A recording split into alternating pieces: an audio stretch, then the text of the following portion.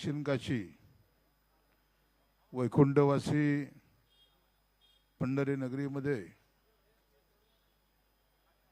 एक साने गुरुजींचं आंदोलन झालं होतं आणि त्यानंतरनं रोहित दादा पवार साहेब हे अन्नत्याग उपोषणासाठी आज इथं आपल्या शिवतीर्थावर पंढरपूरच्या पांडुरंगाला साक्ष ठेवून या आंदोलनाच्या समोर छत्रपती शिवाजी महाराजांचा पुतळा आहे आणि महाराज सुद्धा वरून बघत असतील की आज ही देशाला स्वातंत्र्य मिळाल्यानंतर आज 78 वर्ष झाली। शेतकऱ्याच्या प्रश्नावरती ही जी सरकारने आणलेली फसवी कर्जमाफी आहे,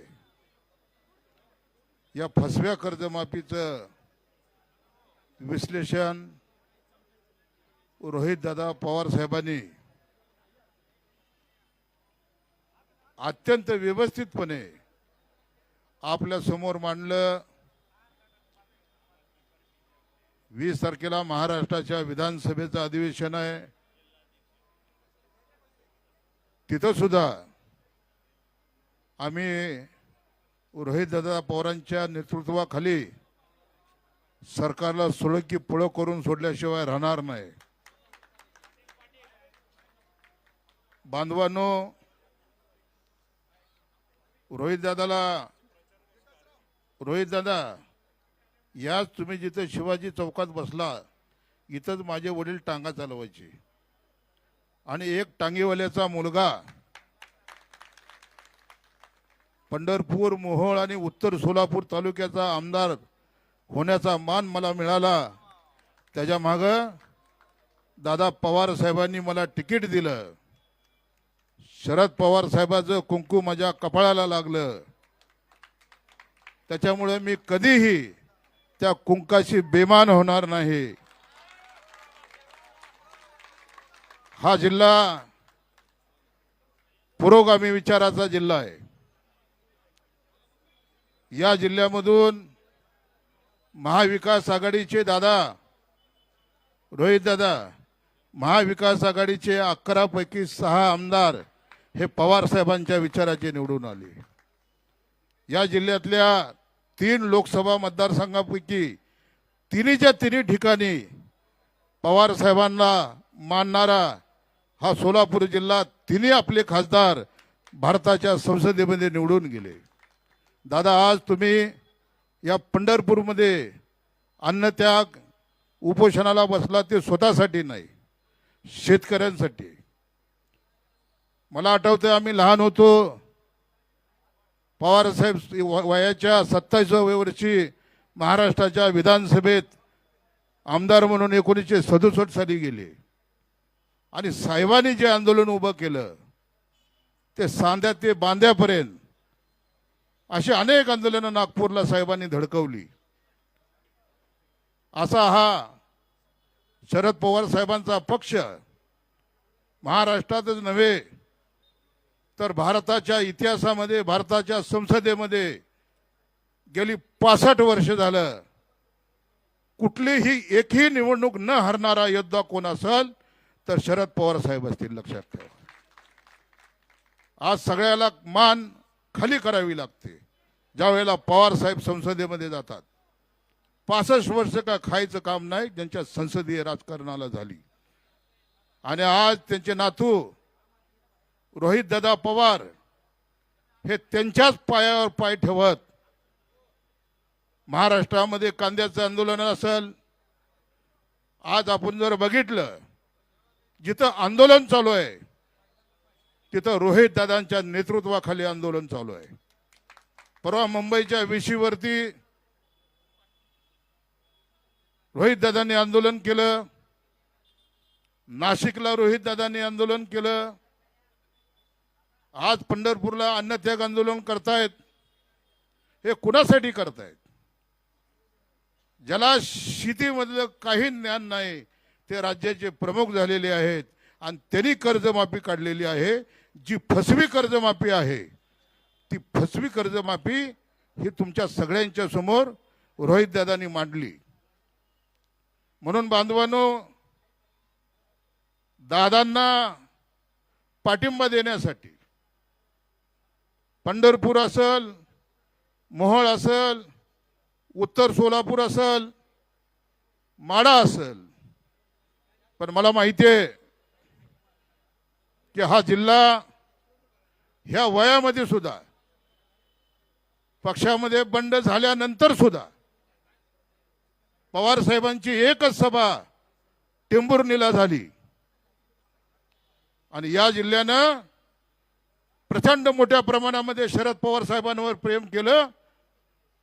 संजय घाटणेकर इथं आहेत. दादा 4 जागा तुतारीवर उभारल्या, चारीच्या चारी आमदार प्रचंड बहुमतानं पवार साहेबांच्या एकाच सभेनं निवडून दिले. जर साहेबांनी अजून सभा दिल्या असत्या तर भारतीय जनता पक्षाचे 5 पैकी 3 आमदार घरी गेले असते दादा. कारण या जिल्ह्यानं जेवढं तुमच्या पुणे जिल्ह्यानं पवार साहेबांवर प्रेम केलं नाही त्याच्या 10 पटीनं रोहित दादा हा सोलापूर जिल्हा हा पवार साहेबांवरती प्रेम करणारा जिल्हा आहे. साहेब मंत्रिमंडळात पहिल्यांदा मंत्री झाले त्यावेळी सोलापूर जिल्ह्याचे पालकमंत्री झाले. पुण्याचे पालकमंत्री नाही झाले, सोलापूर जिल्ह्याचे पालकमंत्री झाले. म्हणून बांधवांनो, हे आंदोलन अत्यंत उग्र रूपात आपल्याला करावं लागेल. बाबासाहेब आंबेडकरांच्या संविधानानं लोकशाही पद्धतीनं आंदोलन करण्याचा अधिकार आम्हाला दिलेला आहे. आंदोलन आमचं दडपण्याचं कुठलंही कारण नाही.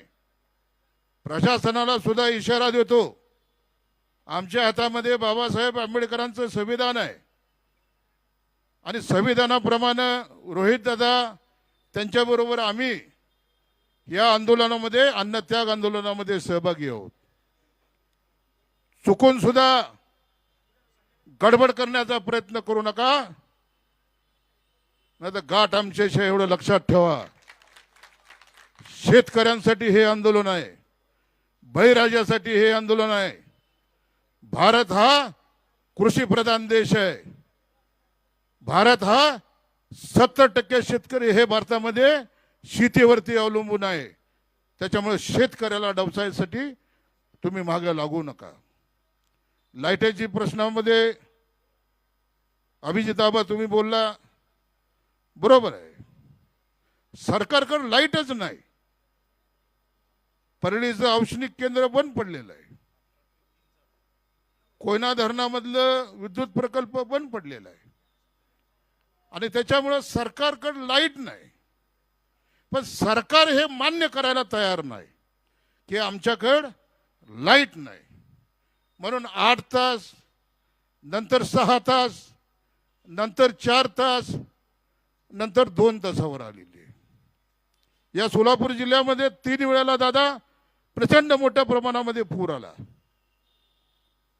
माझा मोहोळ तालुक्यामध्ये तर 100 वर्षात पूर आला नाही असा पूर आला. गावाच्या गावं वाहून गेली.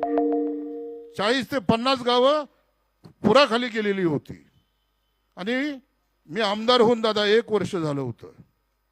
त्याच्यामुळं पुरामध्ये शेतकरी उद्ध्वस्त झालाय. अवकाळी पाऊस आला त्याच्यामध्ये शेतकरी उद्ध्वस्त झालाय. या राज्याचं विद्युत धोरण आपण दादा होता सभागृहामध्ये, या राज्याचे ऊर्जा मंत्री काय सांगत होते की महाराष्ट्र लखलखलाय. और कुठं लखलखलाय महाराष्ट्र? महाराष्ट्र तर अंधारामध्ये आहे. गावाच्या गावं अंधारात आहेत. इंग्रजांनी सुद्धा आमच्यावर एवढा जुलूम केला नव्हता. एवढा जुलूम हे सरकार आज गावागावावर ग्रामीण भागावर करतंय. इंग्रजाच्या काळात लाईट मिळाली, पण या सरकारमध्ये आज काय अवस्था आहे याचा विचार तुम्हाला आम्हाला करावा लागेल. रात्रभर शेतीला विद्युत नाही, लाईट नाही, घरामध्ये लाईट नाही. दादा 6 ते रात्री 11 वाजता लाईट बंद. आमच्या आया बहिणीने कधी स्वयंपाक करायचा, शेतकऱ्यांनी कधी कडबा कुट्टी करायची, धारा कधी काढायच्या, लहान मुलांनी पदवीधर पर्यंतचे शिक्षण घेणाऱ्या मुलांनी अभ्यास कसा करायचा, आमच्या मुलीने अभ्यास कसा करायचा. तर हे सरकार म्हणते आमच्या आया बहिणीला की अंधारात स्वयंपाक करा, अंधारात धारा काढा, अंधारात डेअरीला दूध वाढा, अंधारात कंदील लावून अभ्यास करा. म्हणजे आपण कुठे गेलो, 1947 पारतंत्र्यामध्ये गेलो, ही परिस्थिती आहे. म्हणजे याही गोष्टीचा विचार शेतकऱ्यांनी केला पाहिजे. निवडणुका आल्यानंतर ना शेतकऱ्यासाठी लढणारे हे पवार परिवार साहेब देशाचे कृषी मंत्री होते. तुम्हाला आठवत असेल, सरसकट शेतकऱ्यांची कर्जमाफी साहेबांनी केली. कारण शेतीबद्दलचा जाण असणारा हा महाराष्ट्राचा जाणता राजा देशाच्या पार्लमेंटमध्ये, केंद्रीय मंत्रिमंडळामध्ये अन्न नागरी पुरवठा मंत्री होता. आणि मनमोहन सिंग साहेब अर्थतज्ञ या देशाचे प्रधानमंत्री होते. त्यांना पटवून सांगितलं की शेतकरी जर वाचला तर हे देश, हे राज्य वाचतील.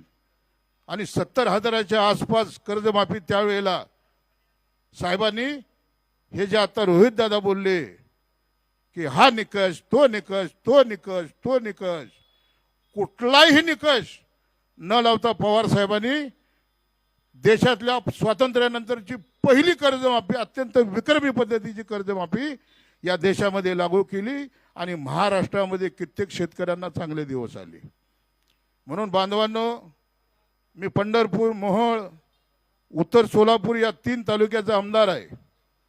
दादांना सांगितलं, तुम्ही जिथं बसलात तिथंच माझा बाप टांगा चालवायचा, एक टांगेवाल्याचा मुलगा. पवार साहेबांनी माझ्याकडे बघितलं, माझ्या कपाळाला कुंकू लावलं आणि मी महाराष्ट्राच्या विधानसभेत तब्बल 31,000 मताधिक्याने निवडून गेलो. दादा, तुमच्या या आंदोलनाला, हे तुमचं आंदोलन नाही, हे आंदोलन महाराष्ट्रातल्या तमाम शेतकऱ्याचं आंदोलन आहे. आणि म्हणे या सरकारला जागा करण्यासाठी, या सरकारची फसवी कर्जमाफी कशी आहे याचा काहीच फायदा नाही, हे करण्यासाठी आज दादा आम्ही जलमलो त्या पंढरी नगरीमध्ये आज तुम्ही अन्नत्याग उपोषणाला बसलेला आहे. अभिजित आबा काल पालकमंत्र्याला भेटायला गेले, बरोबर 3 मंत्री 2 आमदार होते तुमच्या. त्यांना जर काल सांगितलं असतं की विद्युत मंडळाला ताबडतोब आदेश द्या, तर विजेचा प्रश्न कालच सुटला असता. आणि म्हणून मी दादा या तुमच्या अन्नत्याग आंदोलनाला पंढरपूर, कारण या शहराचा सुपुत्र आहे, या तालुक्याचा सुपुत्र आहे, या शहरात राहतो, म्हणून पंढरपूर, मोहोळ आणि उत्तर सोलापूर या 3 तालुक्याच्या वतीनं जाहीर पाठिंबा देतो. तुमच्याबरोबर तुम्ही आहे तोपर्यंत तुमची पाठ सोडणार नाही. आणि माझ्या मतदारसंघातली सर्व गावाच्या गावं, सगळ्या ग्रामपंचायतले आपले शेतकरी या उपोषण स्थळाला पाठिंबा देण्यासाठी आळीपाळीनं येतील. एवढं मी बोलून आपली रजा घेतो. जय हिंद, जय महाराष्ट्र, जय भीम.